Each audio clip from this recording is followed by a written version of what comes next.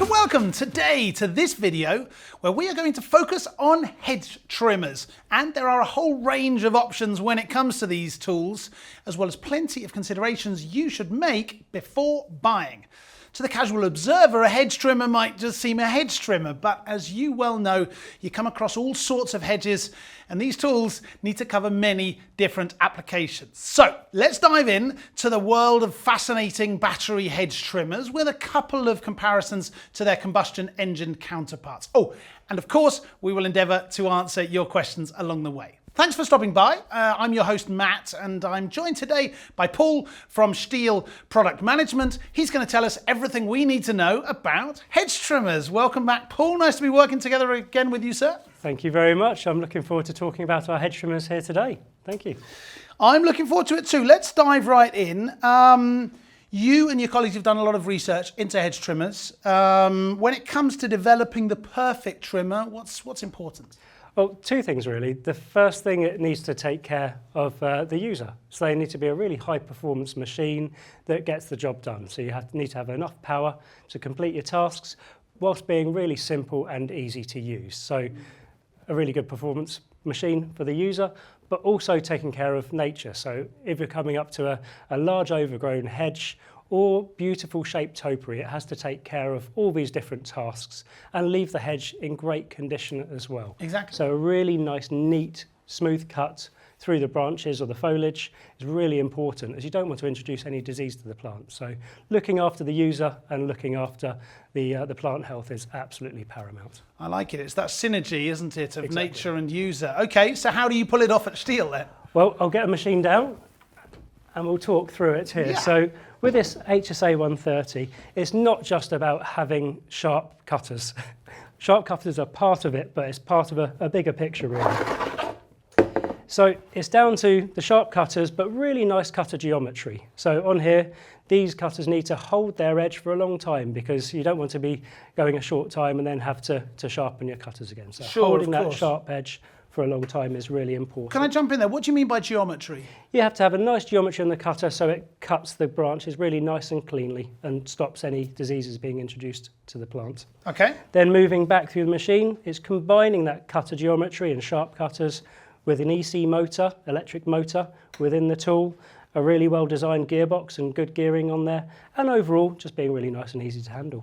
So what interests me is that when I'm out and about, I notice there seem to be different types of hedges, right? Sometimes you see really beautifully, almost designed works of art, you could say, very sort of detailed work. And then there are other hedges that seem to serve a purpose. Maybe it's I don't know, keeping light out or keeping sound out, something like that. And it seems that there are different hedges for different purposes, right? Yeah, absolutely. There's a huge variety of hedges. So we've got a wide variety of machines to help tackle those tasks, whether Right. it's a big tall hedge or a smaller hedge. So we've got handheld hedge trimmers, and we've also got long reach hedge trimmers like you can see just behind me here. So something for every application, whether it's a big overgrown hedge, an annual cut, or really smart topiary. So something for everything. We've got a little video from Ben, who's an arborist and a landscaper in the city of Weiblingen, where STIHL are headquartered. Yes. So we'll have a look at him using a tool in action. Okay, here we go. Hi, I'm Benjamin, 21 years old, and I work for the city of Weiblingen in the field of tree care. At the moment, we are pruning hedges. The HSA 130R is the ideal hedge trimmer for this. The HSA 130R is powerful and has wide tooth spacing. This allows us to cut thicker branches. In summer, we use a trimming version of the hedge trimmer because it is ideal for shaping, as it offers a fine cut. Battery-powered devices are generally a nicer tool for us to use, as the noise pollution for us and the neighbours is not so high. Battery-powered appliances are also much easier to start than petrol-powered ones. Let's get started. Very nice indeed, Ben. Good job, particularly considering the slightly windy weather there. So he was working with a 130R, but he also talked about a different machine there, right? He did, yes. He mentioned the HSA 130T. So if you get the T version down, I'll talk you through both. Right. Here we go. Take that off. So first of all, we've got the HSA 130R, which Ben was using. Now this has a wider cutter spacing of 38 millimetres and a slower stroke rate on the cutters of 3,200 RPM. So that means, why slower? Oh, that means you can get the branch material into the cutters, so it'll be cut nice and neatly. So the slower speed and the wider cutters are good for overgrown hedges. So often you turn up to a hedge, you don't know what you're cutting or how long since it's been cut, and it can have tougher material. So that's a really good machine to be able to tackle the more demanding tasks. Very nice. And then we have the T version here as well. So T stands for trim. Good. This actually has a smaller tooth spacing of 30 millimetres, but a faster stroke rate of around 5,000 RPM. Right. So the faster cutters combined with the smaller tooth spacing gives a really, really neat finish to the hedge. So it's ideal for topiary or beautiful box or yew hedging. That would be those forming design works that we were talking about earlier, right? Exactly. There's a lot of beautiful hedges in the world, or absolute sculptures, where you have to have a really nice, neat finish to the hedge to keep its beautiful form. So the trim version is definitely recommended. R for rough, T for trim. There's another one over there, right? Yep, exactly. Here we have the HSA 100, which sits beneath the HSA 130 as the model name depicts. We've actually got a battery slot in this tool, so you can choose to put the battery in the tool rather than connecting via the umbilical power cord there. Sure. It has a slower blade speed of around 3,000 RPM and a 34 millimetre cutter spacing. Okay. So that's a good master of all hedges, and it's something that's very, very versatile. Often you don't really know what you're turning up to, so it's a good do-it-all machine. Very nice, very nice. And then there's this beast over here, which I will bring down. Yep, This is a different size altogether, right? Yes, so that's the HLA 135 long reach hedge trimmer. So this enables you to actually reach really tall hedges from the comfort of the ground. If you're stood safely on the ground, it's a lot easier and safer than being on a platform. No need for a ladder, right? Exactly. We don't recommend using the hedge trimmers up a ladder. It's always good to be either on the ground or on a safe platform.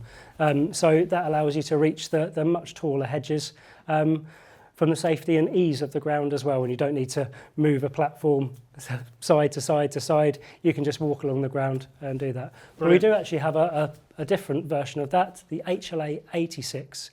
Which I'll talk about in a moment. First, we'll see Ben using the HLA 135. Let's do that. Okay, then talk us through what he's doing then here. So, first of all, he's checking out his hedge. You've got a 145-degree angled gear head on there. So you can adjust the cutters to suit the hedge you're tackling, whether it be the sides of the hedge or the tops of the hedge.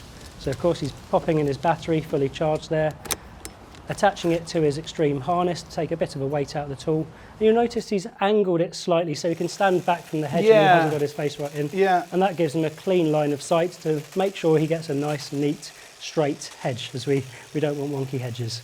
So it allows you to do that. And then angle the head over to cut neatly along the top.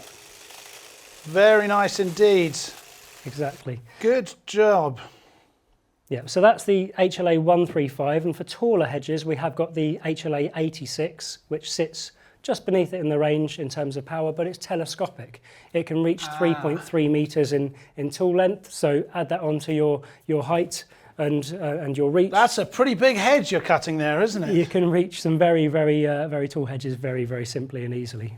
Okay, so we've certainly seen that there are a multitude of different devices for the different situations. I'm still curious, though, maybe to draw a comparison between the battery-powered hedge trimmers and their combustion brothers and sisters.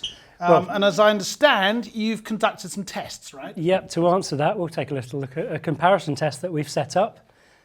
So what's happening here? In this video, you can see the HS82R petrol combustion engine powered machine going through increasing sizes of beech sticks. And they would represent branches, right? Exactly that. So they're getting thicker and thicker. Okay, the work's getting slower, but we're still coming through. And here we see it get to the fourth from last stick.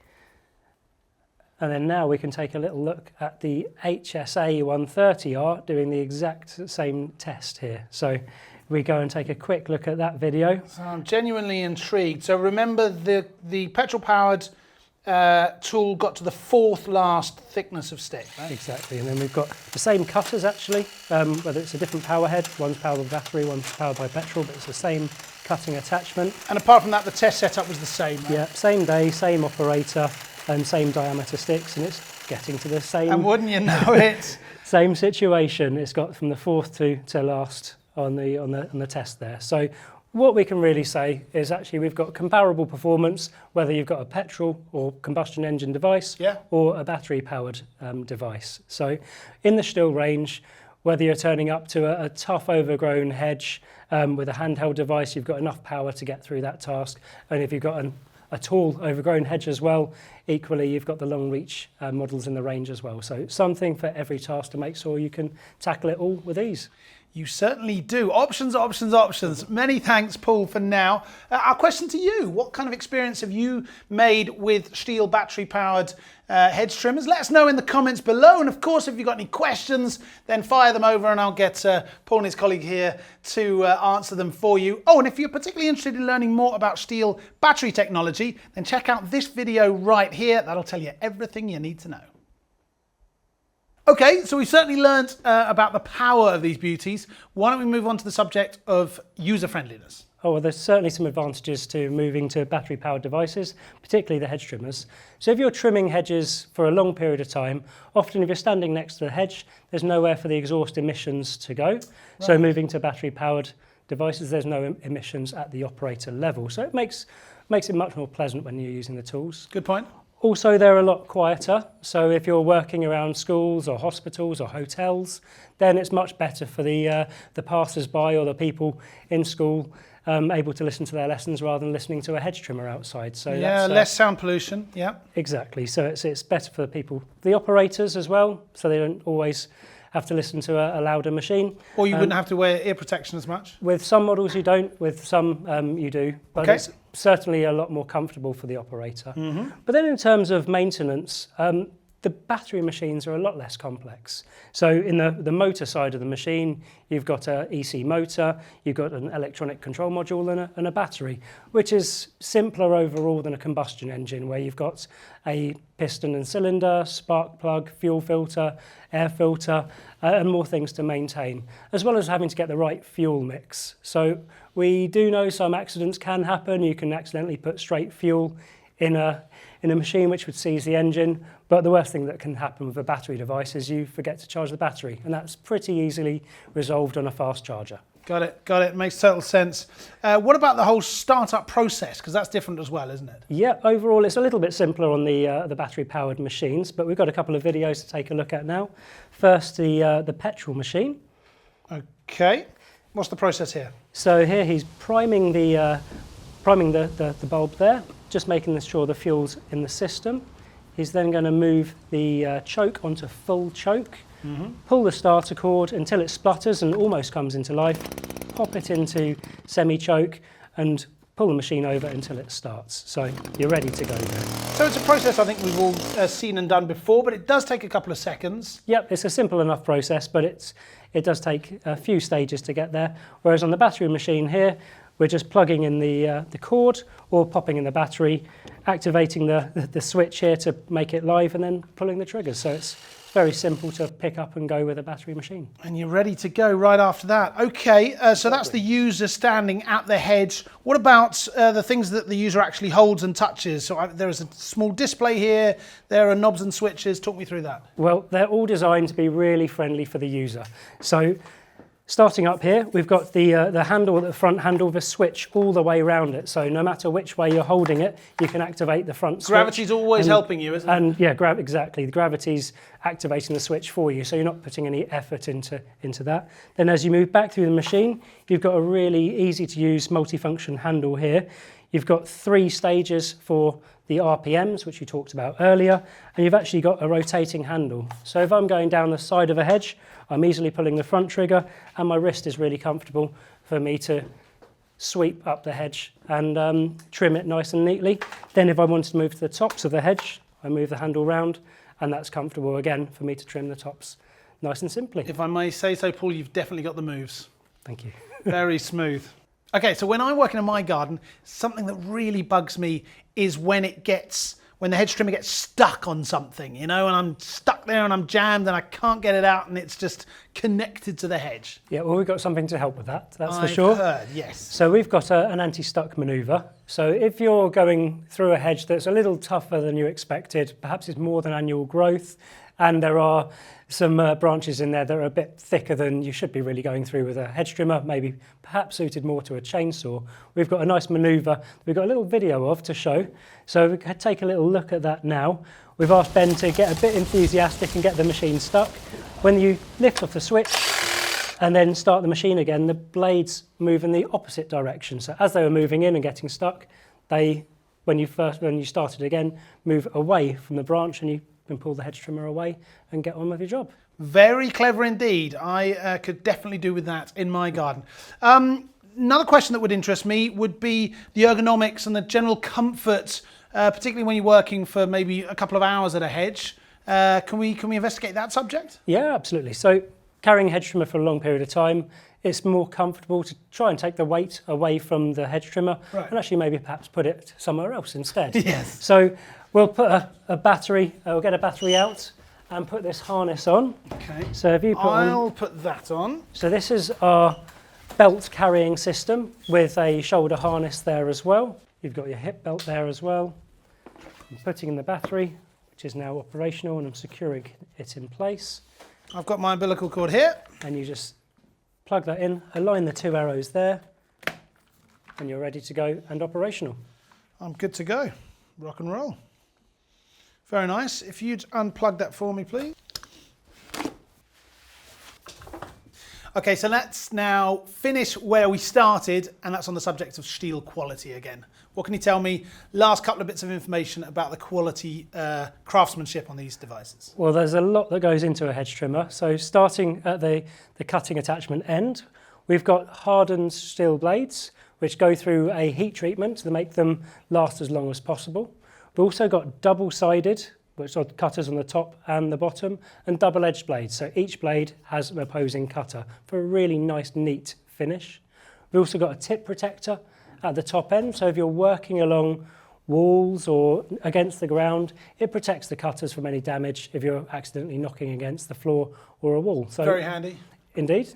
Further up the cutters, we've got cut protection. So if you were to come in contact with your leg, it will protect you with the cut protection on there as well. We've got an anti-vibration system on the front handle, so it just keeps your vibration levels nice and low. Oh, okay, reduces the vibrations in your hand. Yeah, makes it comfortable to use for long periods of time. Mm-hmm. Then underneath, we've got the magnesium cover on the gearbox, so we still actually make our own magnesium housings in-house. We have been doing for many, many years on our combustion machines, making all their componentry, and we're doing the same for our battery-powered machines. You can see a nice little easy access grease port, so if you do need to top up the grease in the gearbox, you can do that really simply and easily just under there. And then, of course, we've got a high-quality EC motor on there that gives you a variable trigger, and that motor and the electronics inside can actually call up extra power. So if you're going through a tougher part of a hedge, it can temporarily put a little bit of extra power into the motor just to help you get through that little tougher task. So very interesting indeed. A lot goes into them, that's for sure. It certainly does. And as you had your hand here, just here, it made me think of this black circle here. I've always asked myself what that is. Yes, that's the Smart Connector 2A. So a second generation of our fleet management system. So this one actually plugs into the module of the tool. So it's got a real-time clock and can tell you how long the machine's been used for and when it was used as well. So not only can check on the usage of your tool fleet and what machines are being used, what machines are perhaps not being used, but also book in maintenance. So it'll automatically tell me when I need to check the basic operations of my controls, or perhaps when I need to put some grease into the gearbox. So it'll automatically prompt me through the STIHL Connected app and through the STIHL Connected portal on the PC and tell me what maintenance I need to do on my machine. So it's fleet management made that little bit simpler by telling you what you've got to do and when. Absolutely right. All the important data, you could say. Exactly. And that's exactly what you've given us today, all the important data to the hedge trimmers. Thank you so much, Paul, mate. I really, really appreciate that. Hopefully we'll do this again. Absolutely. I'd enjoy it very much, and hopefully we'll do this again. We hope that you enjoy stopping by and checking out about the STIHL battery-powered hedge trimmers. Obviously, leave any comments or questions that you've got down here in the comment section. And of course, don't forget to click that subscription button and ring the bell so that you can get notified anytime that we've got new content for you. But one final time from all of us here in the workshop, thanks for being part of this today. Take care of yourselves, and bye-bye.